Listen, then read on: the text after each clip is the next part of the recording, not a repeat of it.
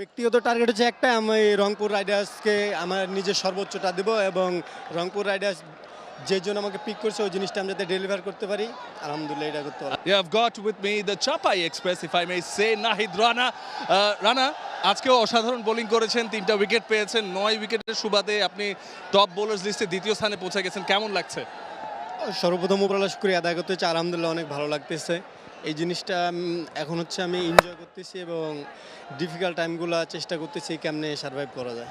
নিশ্চয়ই নিশ্চয়ই। এবং এই যে এনজয়ের কথা যে বললেন, ডাগআউট থেকে আপনার যে সতীর্থরা আছে তারা কিন্তু বলছিল যে আপনি খুব মজায় আছেন। কেন বলছিল বলেন তো?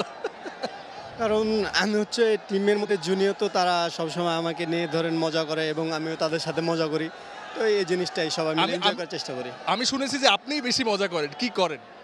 আমি তো সবসময় চুপচাপ থাকি, মতো মজা করতে পারি না। ভাইরা মজা করে, আমি ওনাদের সাথে জাস্ট সাথ দিই আর কি। হ্যাঁ, কিন্তু এই যে আপনি বলছিলেন কিছুদিন আগে আপনি শাহিন চৌধুরীর সাথে পোস্ট ম্যাচে ছিলেন এবং সেখানে আপনি প্রথমবারের মতো একটা player of the match award পেয়েছেন। পেয়ে কেমন লাগছে? অনেক বছর কষ্ট করেছেন, এখন সুফল পাওয়া শুরু করেছেন। হ্যাঁ, অবশ্যই যে জিনিসটা হার্ড ওয়ার্ক করতাম সামনে, সেই জিনিসটা এখন সামনে কাজ দিতেছে। তো এই জিনিসটা আমি চেষ্টা করতেছি যত লং টাইম নিয়ে যাওয়া যায়। যত লং টাইমে দেওয়া যায়। এদিকে এদিকে আমাদের পেছনে কিন্তু আরেকজন আছে।